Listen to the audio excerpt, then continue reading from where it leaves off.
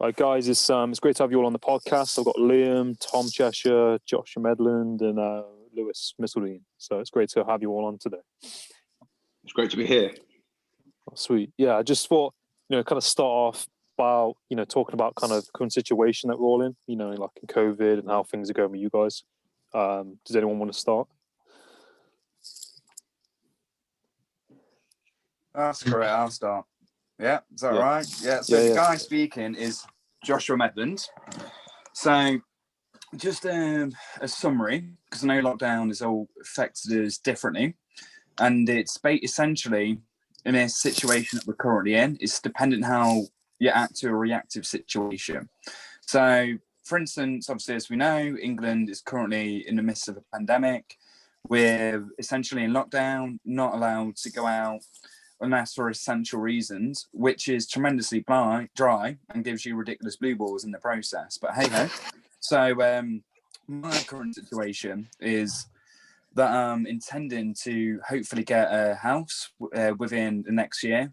However, that's been put on hold due to the unfortunate redundancy out of work. Obviously, me and my girlfriend are living separately, hence blue balls. But I believe it's an excellent opportunity to essentially infer and look inwards and then progress your skills elsewhere. I know with Adam, for instance, he's essentially started this podcast and he's doing his networking on that front. And also with that, he's increasing his media skills and editing skills. And it's been a learning for all of us. With myself, doing my artwork, collecting records like a madman because I can't go out. And also, for some reason, I've endeavoured into doing poetry and like I said, artwork. So that's basically just an overview of lockdown for me. Does anyone else want to take over and give themselves a brief introduction? People want to talk, just raise your hand on the chat thing or just be ready to go. Christ, it's like the PE room selection. Come on, someone step forward. Chesh, you want to say? Yeah. Sorry, I was waiting on someone else to thingy, but yeah, that's fine. My name's Tom. I've been working from home for the past few months. Recently changed job.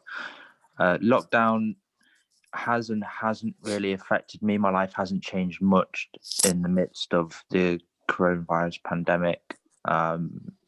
I'm one of the very fortunate people who still has a job and is in work. And obviously it's a big thing at the moment where people aren't really finding the work or are being made redundant. So in that respect, I do feel extremely, extremely fortunate. Still connecting with friends over social media, PlayStation now and then or what have you. But yeah, just coming on podcasts occasionally with Adam and the guys, and it's great to see everyone in the podcast again. I know we did a group podcast in the first lockdown, but we haven't done another one since. So it's been really, really good to have everyone on. Yeah, no, I agree. I think it's been good to have another podcast again as well. Liam, do you want to share anything? Yeah, I'll just echo on what Tom was saying. It's been a long time since we've all actually got together and actually had a group chat, so which is really good and really good to obviously hear everybody. Lockdown for me is similar into the same as Josh's situation. Obviously, I've been made redundant as well, so my efforts at the minute will be looking towards getting a new job, preferably not in the energy sector because I've had enough of that personally, if I'm perfectly honest. But other than that, just the downfall of not actually being able to see your family, which is a bit of a ball bust. But what can you do? But everything else is fine. Gaming is keeping me going. Just keeping my head in the game and making the most of a bit of free time before looking for a new job, and obviously getting ready for Christmas as well, which we are ahead of the game, literally ahead of the game. As in, we've wrapped pretty much every present. The tree is up, and just got a few more presents to. That's good. Yeah, so we're ahead of the game. So just keep sorting out Christmas now is, I would say, for me, it's put me in more of a positive mindset and just gets your mind on certain things as well. It's something to look forward to. I think that's probably the best thing that's going to happen this year so far. So other than that, everything's good. I'm glad all of us are on. It took a while for everyone to get on the same podcast, but I'm glad everybody's here. So it's good to hear everybody. Yeah, no, I agree. I think it's a good point. I think, like with the kind of lockdown, it gives you that time to kind of think and focus, and that space, like I said, focus on Christmas and, get the things you need to do done. Well, yeah, exactly. Just focus on what you actually need to do. In fact, obviously, we've just got a new house as well, because obviously certain situations earlier this year has made us get a house earlier than we expected. So it's just more housework for us and just making sure we get up this to where we want it to be, and then obviously focusing on Christmas in the next few weeks. So it's all good. Yeah, no, that's great. And, I think, things will all work out in time. Like Lewis, have you got how's things going on your side, Lewis? I think during the lockdown, I've been doing my music and stuff, and just been experimenting with different sounds, really. And of course, always looking positive, because that's the best thing that you can do. And yeah, really just an echo from everything that's been told already. So, have you had more time to do your music in lockdown, Lewis, or has it been pretty much the same? It's been pretty much the same. So I've been working on different sorts of styles, and just experimenting with different sounds. So, have you had any progression with it at all? Any people talking to you outside, looking in, helping you out with your music at all, or? Not at the minute, because that still stays the same at the minute. But I'm willing to do whatever it takes to take it up to that next level. Yeah. Again, so we'll see how that goes, and just keep progressing with it. Absolutely. And for me personally, that's the only thing that's kept me going throughout this coronavirus pandemic stuff. So, like I said, you've always got to have that positive state of mind, and just keep on doing what you're doing, and keep grafting. That's it. Yeah, no, I agree. Like, is there any kind of like new music you've been working on? Like, I saw you doing like some kind of drum and bass kind of style stuff. Yeah, I've been doing a lot of just been trying to do new styles, as in, for example, progressive house. That's a tough cookie to crack, but I'm willing to do what it takes, because obviously, as a music producer and singer-songwriter as well, you always want to sort of progress onto, well, for me personally, but you want to progress onto different styles and genres you want to produce. So for me, my main one was, still is deep house. And then obviously I want to move into bass house, funk, all that kind of jazz. And just to keep going with that, really. Yeah, no, it's decent. You could always work on new music soon. Could always work on the new James Bond soundtrack, do you know? Of course. Does anyone think that this kind of whole lockdown's kind of changed them in any way, or kind of changed like your perspective on things? Like what people taken from it? The only thing that has changed within my perception is not individual, because I've always like took solace in my own company, and I don't mind it, to be honest. I've always had creative outlets, and this one made me endeavour to pursue that more. So on that front, positives, but it's just giving me more of a scale of like the stratification within society as a whole. So for instance, I don't know if you notice, but in terms of sort of, I would say to an extent of civil unrest, because of course you had Black Lives Matter, you had people taking political stances on both sides.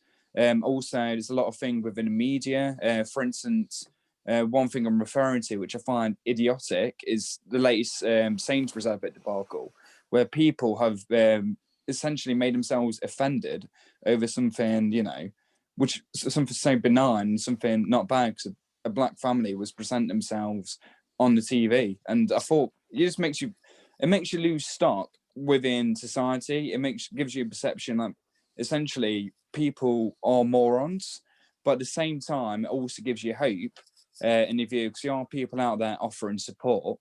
Like for instance, just looking this month, it is Men's Mental Health Month, and just looking how many charities are out there, and also with the school dinners being essentially stopped during half term. You've had famous footballers, celebrities, other NGOs come up and offer their support. So essentially, it feels like there's a lot of fracturing within society, but at the same time, is almost people, I would say, as a phrase, people putting a band-aid over those fractures, stopping it temporarily. However, it just it's brought forth a lot of questions for a lot of us. So I think a lot of people have got their own mindset and how the government have handled it. I'm just going to leave it with one sentence. All we need to think about is the amount of U-turns that Boris has done. So I don't know what other people's thoughts on that, because I'm very confused. It's convoluted times. Like, I don't even know if I can go out and see my girlfriend and meet her on a bench. I'm not George Michael. I'm not going to be up to any old, dastardly antics. But at the same time, I just want to see my other half. Like, she's not a pen pal in Azerbaijan. She lives in Stoke. I live in Nottingham. So yeah, it's ridiculous. I think Boris. It's a bit of a distance, isn't it? Sorry, Tom. It's a bit of a distance, isn't it? Stoke? No, it's not. Get to train me. It's not that far. It's about an hour away, tops. It's not far at all. So what was you going to say, Chash? I was just going to say, I think it's an unprecedented time, and I think Boris is actually doing what I believe is the best he can. He's been thrown into this situation headfirst after winning the landslide victory. Some things are confusing, but we've never been faced with anything like this in our lifetime, at least. So of course things aren't going to go smoothly, but we've all just got to do our part. Get our head down, get on with it. Bite the bullet. That R rate number has been coming down. I heard on the news yesterday, which is good, which means the likelihood of us coming out of lockdown on the 2nd of December, that's the chance that's greatly increased, which is good. We've all just got to keep at it. I don't think necessarily Boris is to blame. I think he's doing the best he can with the information he's got. I think the thing that I've learned throughout all of this is to be patient. Patient level is quite good now. No, I'm going to agree with you on that. I think, like, with the situation, you find out that No, you continue. It's fine. Yeah, you find out that you're more patient in life with people, with everything, really. Sorry, you were going to say something, Adam. No, I was just going to, kind of relay back on what everyone else said and what you said. I think, like, the current situation, like, there's a lot happening in the world, in the politics and Black Lives Matter and these kind of different things. And I think, like, you're always going to get people have their own opinion. You're going to have someone say, I don't agree, and some people are going to agree with different things. But I think, Boris Johnson, he's dealing with it, as he can, because, like, no prime ministers kind of, been thrown into this scenario. I wouldn't like to, be running the country, during this, with a lot of stress. But I don't think many people would, to be honest. Yeah, I think he's doing okay. I mean, some of the things he's outlined are being pretty complex and confusing. Like Josh was saying, can he even see his girlfriend? She lives an hour away. Can you social distance and meet on the bench? Like a lot of the things that haven't been clear. Go to work if you can, but don't go to work. It's like you like work from home. Some of the rules that have been brought in place, it should have been brought in a lot earlier than it should be that now. Yeah. So some of the rules that have been set in place now, if they were brought in earlier this year, this could have prevented a second lockdown, in my opinion, personally, 100%. because it's been left too late. I think we're all having to make small sacrifices, aren't we, here and there? Of course we are. But it's to ensure that we can come out of that lockdown and we're doing the best we can. So we're all having to make small sacrifices. I do agree with what Boris has done, but like Adam said, in certain certain rules he's made, it could have been said and could have been dealt with a lot earlier, and like I say, it could have prevented a second lockdown, and it could have saved a lot more businesses in a whole, I would say, and obviously make the country in a better place than it actually is now. But obviously, we're not in the driver's seat with this, so we can only comment and speculate because obviously Boris is dealing with it head on. Can I add on that, Liam? Sorry if you don't. Well, the latest. Sorry, wait, Josh, you go first. That... Josh, you go first. Then. Sorry, Liz. You mentioned regarding. Yeah, fine. Essentially, how it was related in terms of Boris's response. Like, I don't know whether you guys know, but I think this guy's an absolute dingleberry, and I don't think he's handled it well. Like, for instance, the airports was still open in the last lockdown, like 4-5 months in. Like, oh, we're just closing airports. I'm like, you what, mate? Like, obviously that's a factor for diseases right there. And another thing would have absolutely flopped on to a crazy degree is in terms of calculating the numbers of COVID patients. Yeah. So for one, I know what they did do is they miscalculated. They put it on a spreadsheet like Christ. Like, I do a basic data analyst job, and I use spreadsheets and PowerPoint. I wouldn't think top government official bodies that are basically endorsed by millions lost a spreadsheet. Like, that's idiotic. That's what happens when you basically miss out your deadline for university. Another stupid thing, which I have believe they've done, is in terms of calculating it. Like, me, Tom, and Adam, and also Liam, we've had this conversation in the past. Like, for instance, you could die of a bad sneeze, COVID, or you could get involved in like a car crash, COVID, because you initially had it. You put that as a cause of death. And also even nurses at respiratory wards, because I've worked at King's Mill before, and it's hard to decipher what the actual ailment is, because cardiovascular systems is hard to pinpoint it down. So just of ease of paperwork, and trust me, the paperwork is extensive. They just put COVID. And I don't know what your guys thought, but just leading on that, what's your thoughts on how flu cases are going down, but COVID cases are going up? Do you think they've done just that and they've miscalculated yet again? Yeah, they miscalculated at the start of the year when they first started. And half of the doctors, hospitals, all the Nightingale wards, all them, the numbers, there's hardly anybody in there because all of them are actually going into the major hospitals, and that's what the Nightingale hospitals are. That's what they're there for, to obviously help treat obviously the COVID patients. But everything's been exaggerated, and that's why I've halfway through this lockdown I just lost hope with it, to be honest, because I was just feeling as a pack of lies, and it can't be that contagious, surely. But obviously, it just depends. But what's your missus said, Liam? Your missus learning disabilities nurse, and obviously she would encountered it. Well, yeah, I've got family all over in the nurse. My mum's a nurse, my auntie's a nurse. Like I said, my auntie's a nurse in Wales, and she says half of the figures that have been presented to everybody is a lie, because half of the hospitals, I've got hardly any patients in.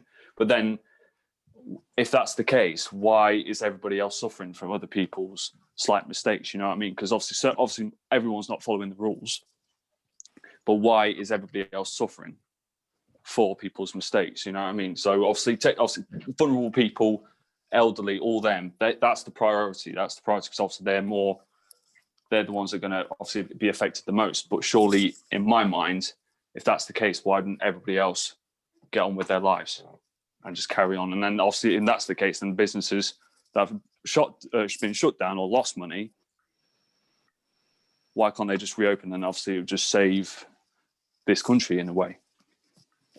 But I was having a Zoom call with a guy who he was saying that in Sweden and Switzerland, they kept everything going and everything open, and they just said, for people who've got health problems or who are older, stay at home, keep everything going.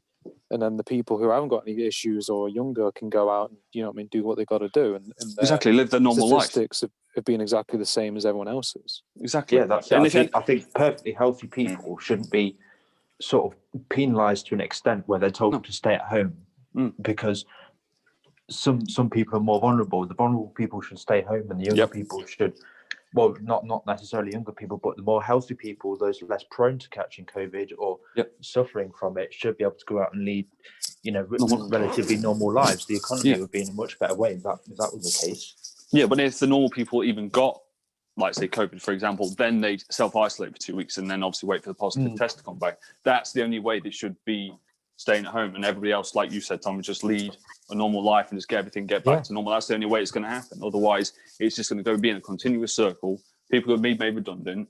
People are going to lose money, and the country's just going to go into shit even more. And then Boris is going to be like trying to make some bullshit excuse and saying skyrocket. Yeah. I think for next year, we've always got to look on the bright side. I know things don't seem to be going well, but that said, I do think next year will be a better year. Does anyone else agree with that? Yeah, well, it can't be as bad. It can't be as any bad. It can't be worse than this year, can it? Yeah, no.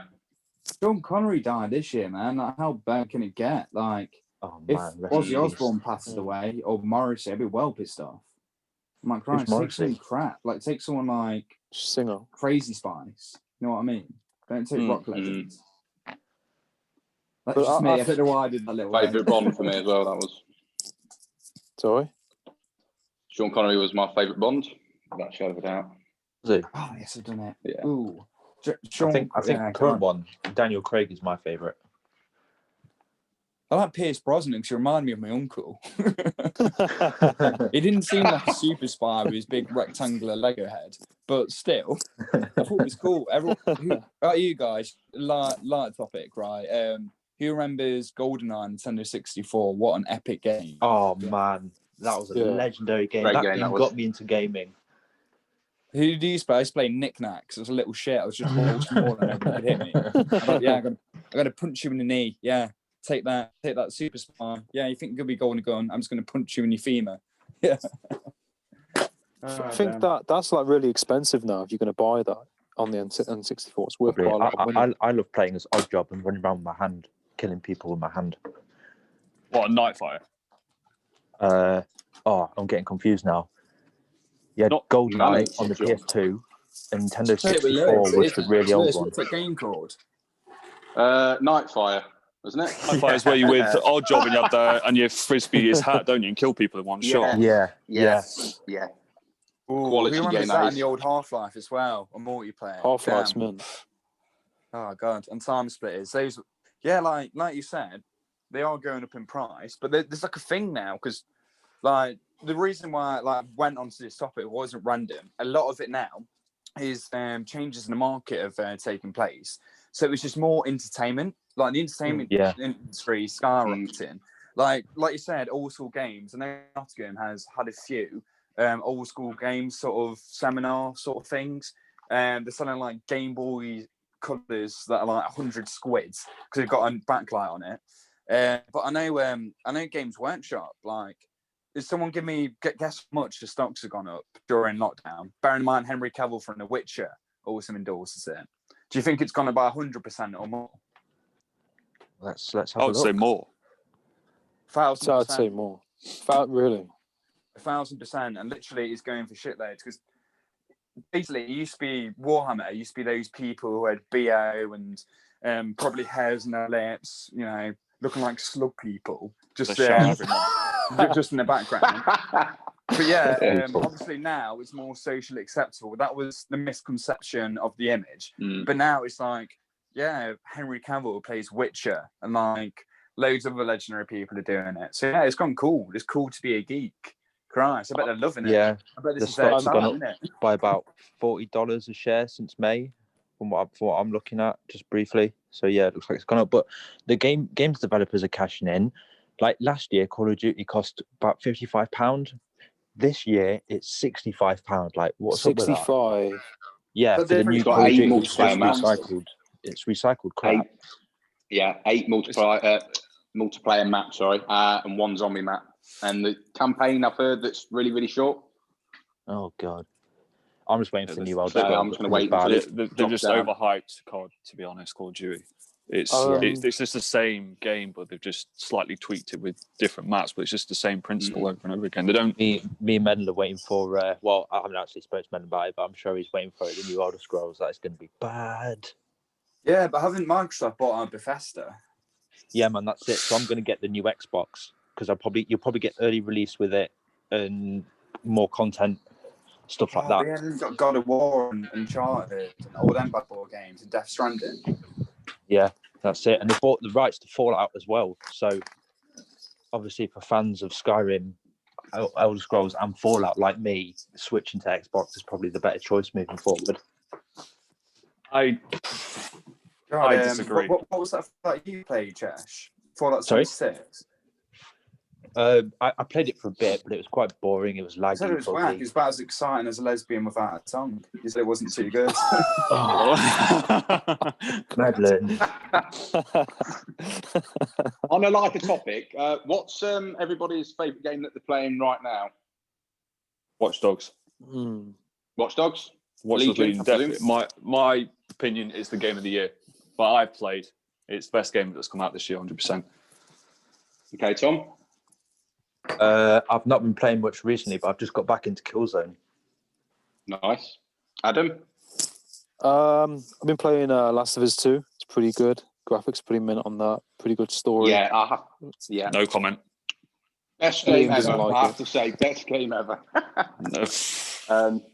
Josh. But Sorry, I Knights of didn't the say. Old Republic, like the old one on Xbox. I just played the second one, completed it last night. Dated graphics, but it's sick. It is really good. yeah, no, some of the old games are really good. I had to nice. go on Star Wars Bounty Hunter on the PS2. Oh, classic. Oh, I used to love that game. We've got those games, those old Star Wars games on sale at the minute. So it's only like £3 or £4. Obviously the Jedi Starfighter one and the Bounty Hunter one as well. Nice. Yeah, Good. I think games are great, and I think like they're kind of timeless, and you can kind of see how games have progressed. And I think during the whole lockdown thing, I see that prices have risen in purchasing, like PS4s and things like that during lockdown because people, at home wanted to play them. It keeps them occupied, doesn't it? Yeah, it's capitalism at its finest. It's just these big corporations cashing in on the epidemic. They know there's more of a market now because of lockdown, so they're subtly upping the prices, but no one really cares because it's only a matter of a few quid, so they're buying it anyway. So yeah, that's probably why the prices have gone up on games. There's something that I was thinking as well. Sorry. I was going to say, in terms of quality, like we all know, one game that's been delayed more than anything else, which would be sick, is the new Cyberpunk. That was supposed to come out, I think it was early spring, delayed September, delayed again. I'm not quite sure whether it's out or not, but that game is supposed to be epic. And the CD Projekt Red, they actually do good fan service. And like, Ubisoft, your EA, whatever. There's many to list, but I can't think of any right now on Sunday afternoon. Yeah, Well, the one I'm looking forward to. Sorry, Adam. No, you can't. Okay. Far Cry 6. That's coming out soon. I think the release date on that's been delayed a little bit, but nonetheless, I'm still looking forward to it. Should be a good one. That should be. Always love the Far Cry series. Yeah, I'm going to be all over Far Cry. Do you know if there's a co-op mode, me and you will definitely get on that. Yeah, definitely. I mean, I think normally there's always a co-op mode, isn't there? Normally on Far Cry. Normally there is, isn't there? Normally, but yeah, there is. Yeah. Good times. So, do you think this lockdown? Because I know it was the case within the 70s with the punk music, like with times of austerity, it becomes more of a creative outlet. So there's better forms of media. So this can stretch to anything. This can stretch as far to like TV shows, to music. So would you say now, because it's a strange dynamic, musicians can't really market themselves as effectively because they're not touring. However, do you think that's going to be a hindrance, or is it a case where they have to adapt? Like, what's that artist that is it Joey? Is it Joey? No, what's his name? The guy that was on Fortnite. Known as Cactus Kid. Oh gosh, his name escapes me. I don't know his name. Hip hop artist. I know there's a lot of people who play it. Jump in and be like, "Oh, it's this guy." But yeah, basically, he's been doing tours on video games and stuff like that, and it's got a massive media flowing, going his way. So it's just people being more adaptable, but at the same time, one light at the end of the tunnel. I've not seen X Factor anywhere, so I'm hoping it's not going to be another mundane X Factor Christmas #1. Hopefully, it'll be Rage Against the Machine again. That's my hopes. Yeah, I think with the whole situation, I mean, there's like I said it before and I'll say it again. Like, there's definitely a silver lining. Travis Scott, yeah. Yeah. Sorry, continue. There's definitely a silver lining to the whole situation, and I think we're lucky and fortunate to have the internet. And that, if you enjoy gaming, or if you enjoy podcasting, or if you enjoy music, or if you're creative, you can do videos of it, put it on TikTok. TikTok's pretty, massive now. Whatever it is, just document it and put it out there. You just don't know. I mean, if that guy in America can ride on a skateboard drinking ocean spray to that Fleetwood Mac song and it blows up, you just kind of like, one video away from it blowing up. So I mean, it's just a matter of putting it out there. But I think like with the music artists, I saw like one of the people in the government said that people in that industry should look at doing other jobs, and I saw that Liam Gallagher like replied on Twitter and told him to like F off, because obviously, you know, like I said, touring and music, you know, it's a bit of a difficult situation. But I think, you know, that if you're creative and you enjoy something, just do it and just practice it. Because I mean, like, why not?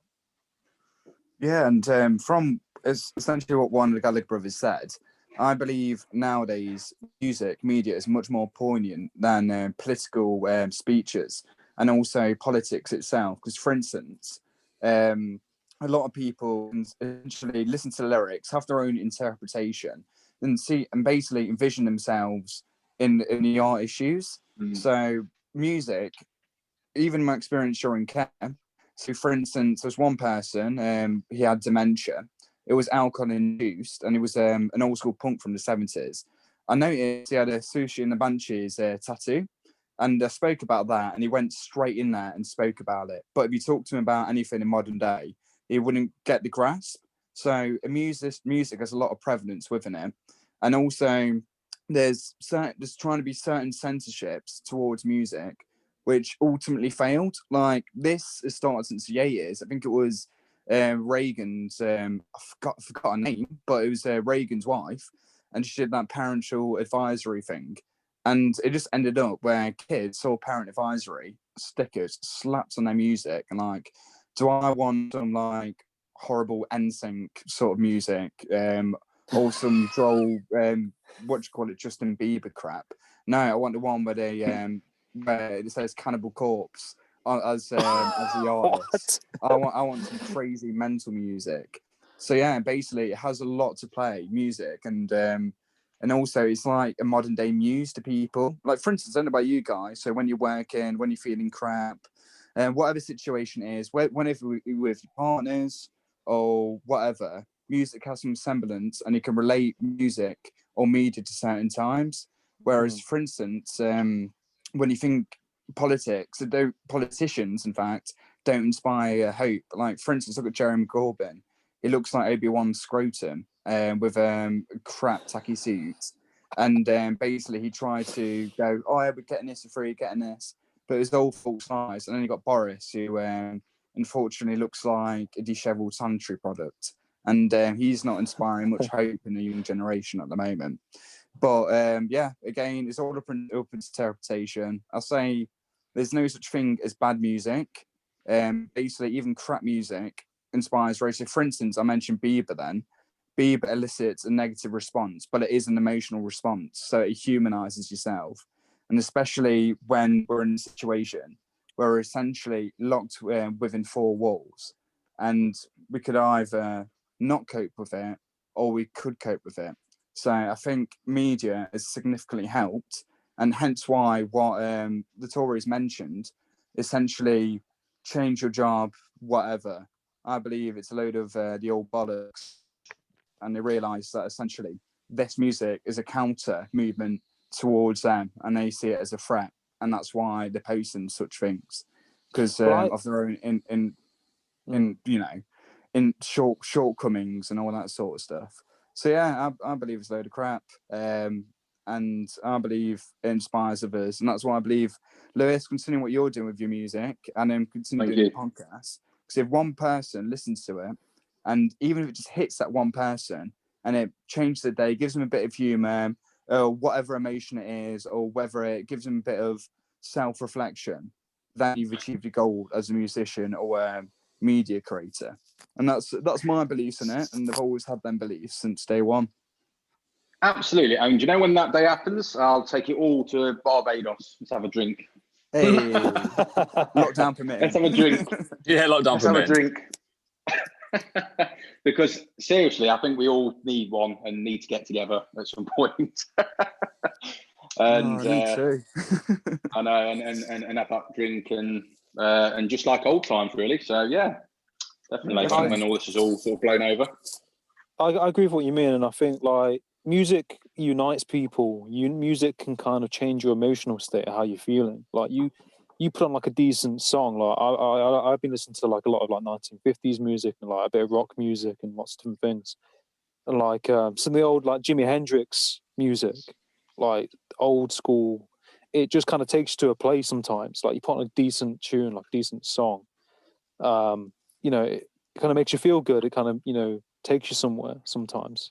And I think music brings people together. And I think like, you know, this whole kind of lockdown, people are being, you know, listening to certain music, you know, exploring different things. You know, and I think the government, you know, they always kind of put a lot of negativity out there. And I think like you've got to be aware of how much news you take in. And when you look at the news, you know, when your energy's going. So I think like you can't control the news, you can't control COVID, you can't control, you know, the weather. You know, that's out of our control, and you have to kind of focus on the things you can control. I think that's something I've learned. And you know, Dino Lewis mentioned about patience. You know, I think with podcasting, I've learned about patience, you know, the process. But I think, you know, in this time, it is quite self-reflective. I mean, you have a choice at the end of the day what you choose to think and do, and you know where your energy goes. Like if you're going to focus on the news, you're not going to feel completely great if you're always focusing on negative things. I think you have to pay attention to it, but you know, just don't consume it too much, and just do the things that you enjoy, and you know, spend time with people that you know you can relate to. You know, your friends. You know, I think you just got to do that. Precisely, I agree. And a lot of emotions come out of this. Like you said, one of it is learning patience. But in that process, obviously, you're going to have some semblance of anger. So that's why a lot of people are feeling low within this time. It's inevitable. This time of year, a lot of people are facing redundancy, and also with like the uncertainty of what's happening, there's anger. But anger in itself is not necessarily a negative emotion. Anger, if it could be channeled, if it could be redirected, is a powerful emotional response. So if you channel that in a positive manner, so for instance, if you focus on inequalities and act upon that and get people to focalize on your course and what you want, or even better, channel that anger and could be creative out like could be whatever, could be working on yourself. For instance, don't say much, it could be like cooking. You could be like, I'm angry, I'm gonna beat two shades crap out of dough. You feel better. So it's just essentially people saying you're angry, understandable, everyone feels that, you're pissed off regardless, but it's knowing how to channel that, it's knowing how to work that. And if it's a case where you're feeling lonely, this during COVID-19 is created new opportunities such as this podcast, where we've all been able to get together and essentially beat off each other and just share ideals. So yeah, I believe there's always a silver lining, there's always a positive, but it's how you interpret it, and it's how you basically channel yourself and, you know, express your emotions within a positive manner. So that's 100% agree with that. Yeah, that's it, man. Anyone else it's all about a team, mate. Anything to that? No, turning, what Madden was saying that was into constructive, something constructive to do. Like I've been walking a lot more, because obviously I live right next to Amber Nature Reserve now. So, you know, if I'm feeling whatever, then I can just go literally for a walk right round there, which is so cool, around the lakes on Amber Nature Reserve, which is really good. Just clears your head a bit. Yeah. I mean, there is a lot of anger, like Medlin said, but you know, I think it's misplaced anger. It shouldn't be directed towards government. They're trying to do what they can to help us all. And yeah, I don't think screaming at Boris is really going to do anything. No, that's why I don't listen to any of the news, because, like I say, everyone just talks anymore. negative groups. Got group work chats on WhatsApp that it's all just negative bullshit, and I've just muted every single one of them because I just can't be asked with it. You know where everybody's at. You know where everyone's situation. Everybody's dealing with it in certain ways. It's like Madden says, it's just how you deal with it to move forward and make it better for you as a person and for everybody around you as well. That's it, man. Like how you interpret it and stuff. Exactly, because if you bring negative shit into your home or your family or your life, it spills over to other people, and I don't want to. I'm one of those people. I don't like bringing, like, if I finish work, I leave my work side out and my personal life away. to keep them split apart, because I don't want to bring negative shit. If I've had a shit day at work, I shut straight off. If someone says to me, how was work today? I don't say anything. I'll say, yeah, it was all right.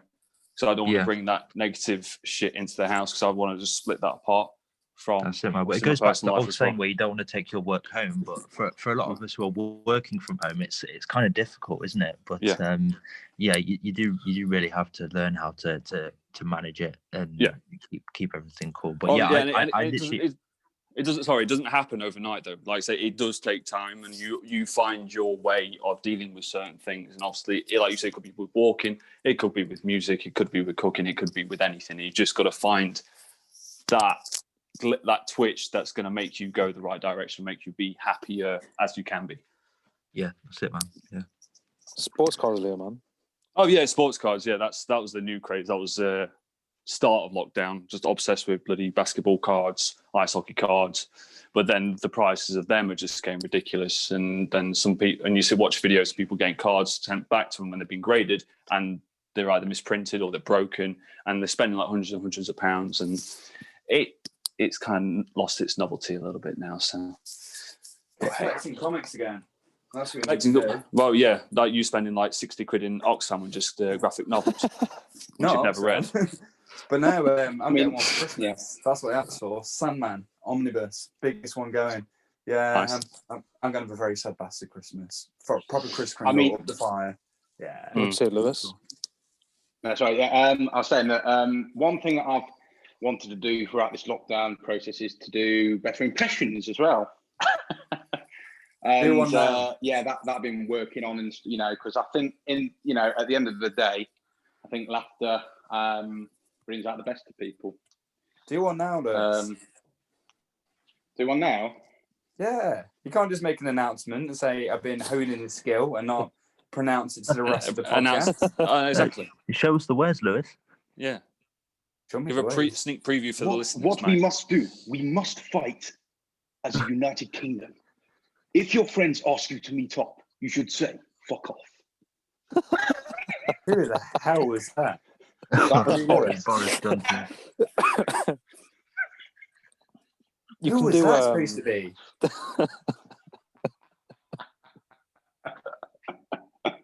Has Ray Winstone had a diabetic stroke? No. No, so I think that, you know what, it's... Keep honing that skill.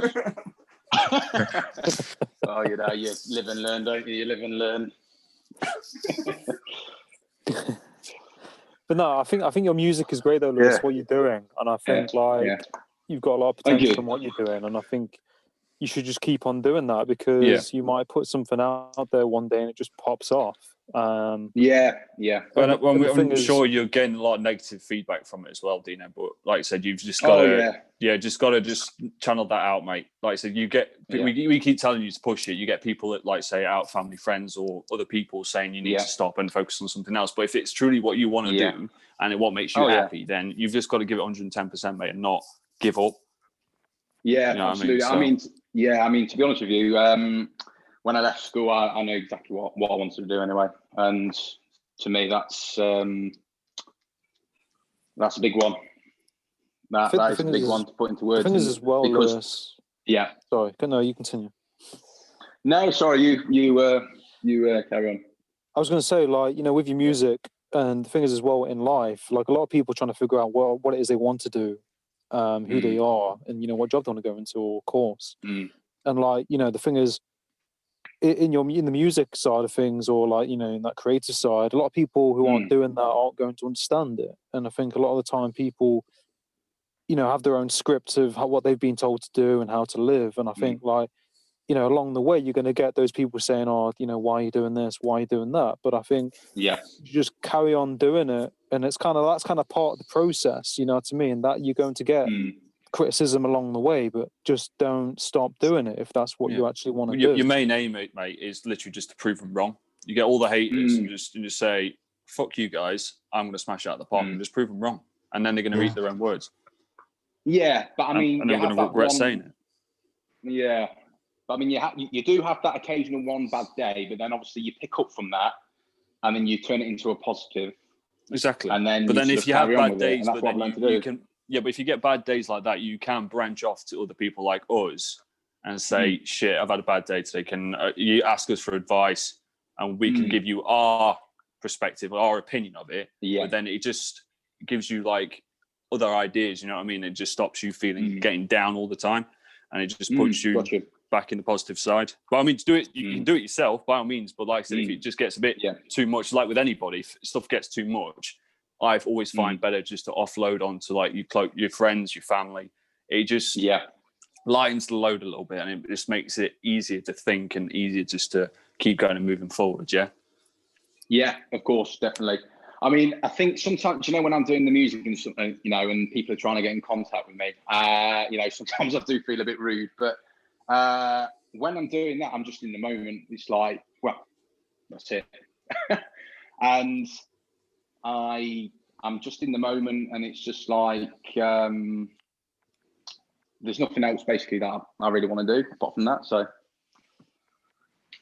and like you said, you know, just to keep going with it. Exactly.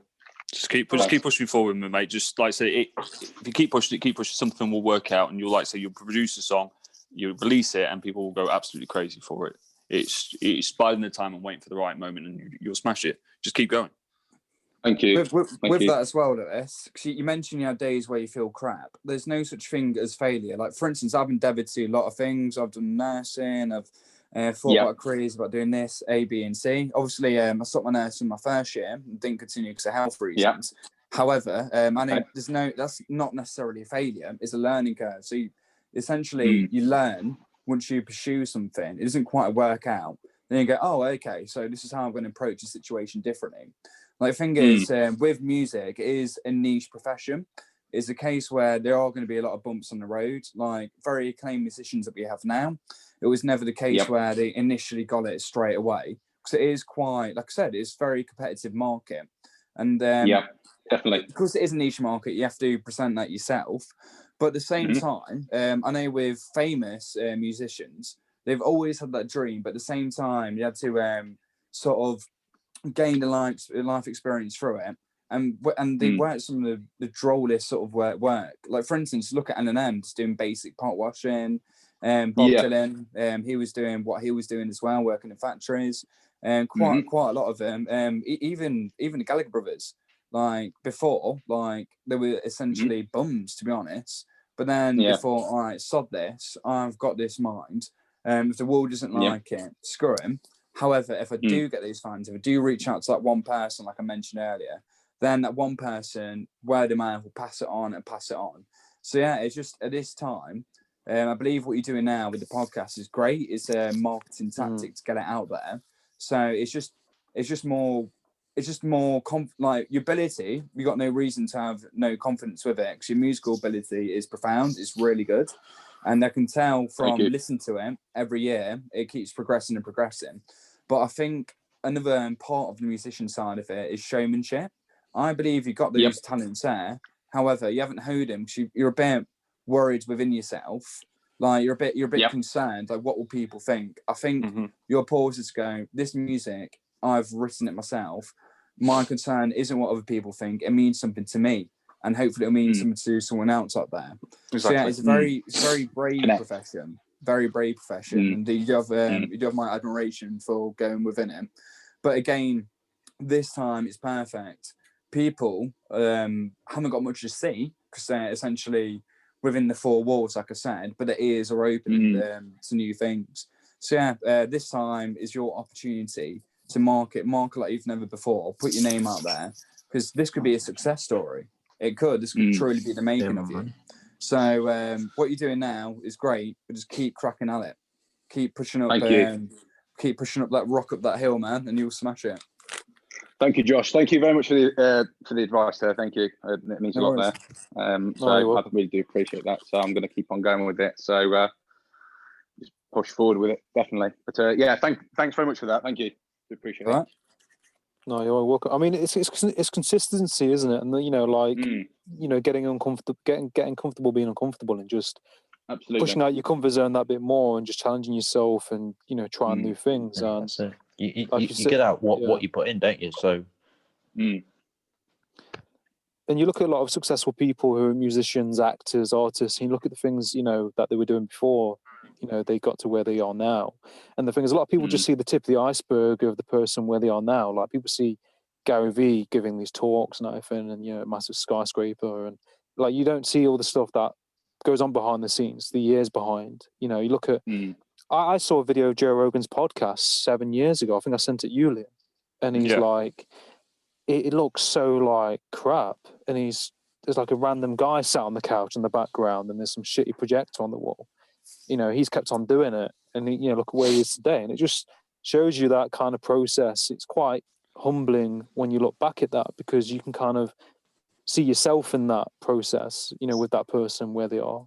And it's that process. But I think, you know, human beings were wired to be focused on the destination the whole time. We want to be getting things straight away. And it's all the kind of cracks in the road and that space in between where you grow. Do you know what I mean? Because you'll see yourself in you know, you're not the same person making music that you were 2 years ago or 3 years ago.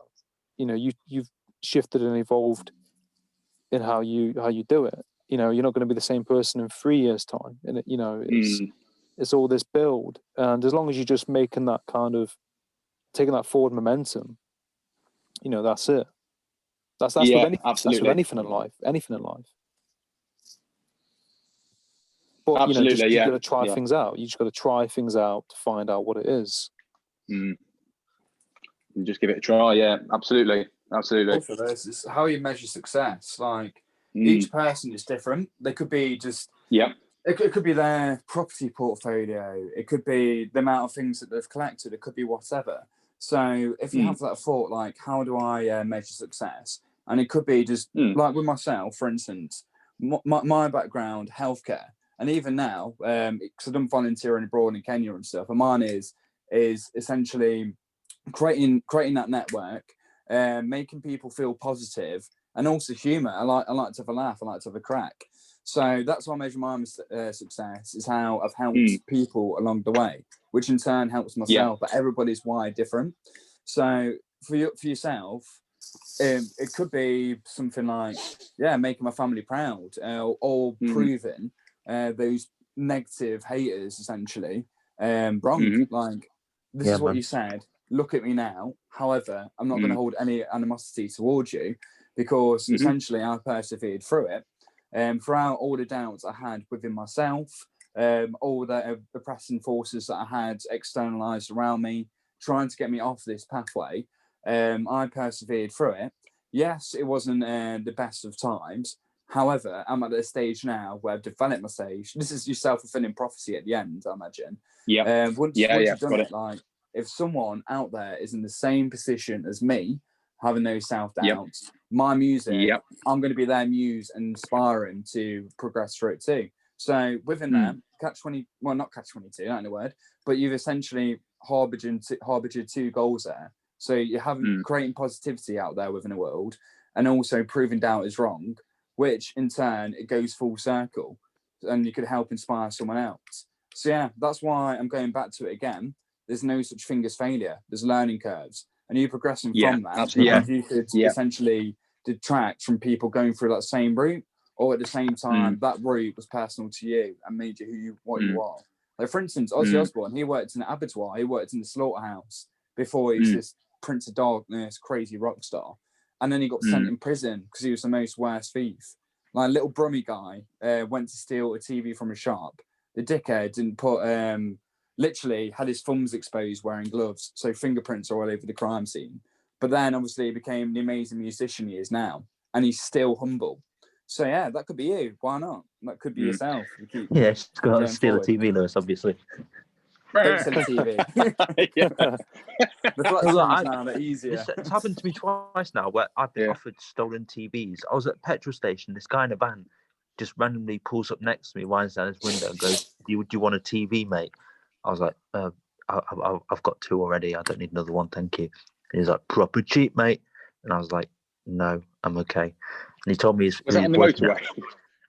This was at a petrol station on the motorway. Yeah, he told me he was an Amazon delivery driver, and he took a bunch of TVs. He had to get rid of them before his employer, Amazon, found out. But yeah, that's one way to do it. My sort of man. I have the same thing as well, Tom. I had the same thing. Somebody screeched up to me and says, "Do you want to buy a TV, mate?" You want to see it, buddy? If you'd have said yes, they would have probably opened up the back and thrown you in the back and sold you on the dark web or something. Yeah, like probably. That. You'd be taken to Azerbaijan, Lewis. Yeah, we like Taken. Yeah. Yeah, I had a guy the other day. He looked like Sammy the Sea Lion, but from Latvia. Like I saw him. He had you know these woolly ear hats that only homeless people have, or college bums. Like, he literally came up to me, and I was speaking to Adam at the time, and I just saw him. I saw him coming up like Penfold with psoriasis. So I'm like, "Oh, how can I help you? Do you want to buy some Tutti Free tobacco?" No, prick, go away. And then walked off. And then he just got out his tinny and just carried on drinking. I'm like, yeah, there we go, Boris.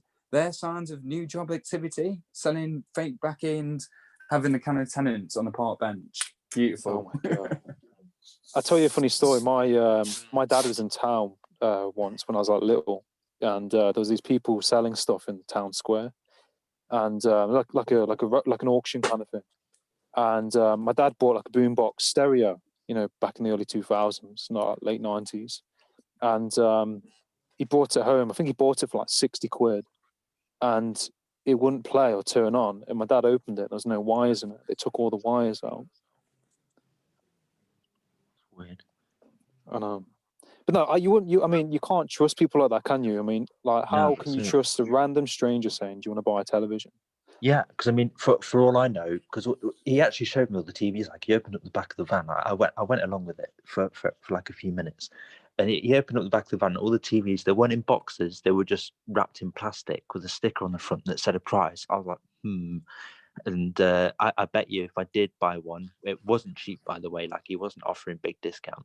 I reckon if I plugged it in, like, it wouldn't work. It would probably explode. Like, You probably rigged it up or something. Yeah, exactly. He's probably got covered in. He's like sneezed on it or something.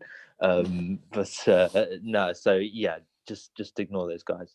Only say hello, like, and take on the deal when offering sexual favors. That's what you need to do, all right, Lewis? so he comes up to you. Great advice of the day, mate. great advice. This is the highlight. Cracking off here, then. Fruit and for your veg. Just say yeah. Just go with it. Like, it'd probably be Carrots the best make you one see ever. in the dark. Yeah, it'd be a lovely little cock bumble. Keep your willy warm during this horrible winter months. Anyway, guys, Sorry, I need to go because my brothers are here. And so yeah. My brother's birthday. Sure. No, it was great. Okay, guys. Thanks for it was great. No, you're welcome. It was great talking to you guys again. Yeah, it was a pleasure, guys. It's been good, man. Yeah, that was awesome. Bye. Okay. Is that Josh Cole? Yeah, are we gonna call it here? Yeah, all right. I'll stop it here now. But no, it's been good talking to you guys. Yeah, always pleasure, guys. Great, lovely. Yeah. Next one we'll do video. Yeah.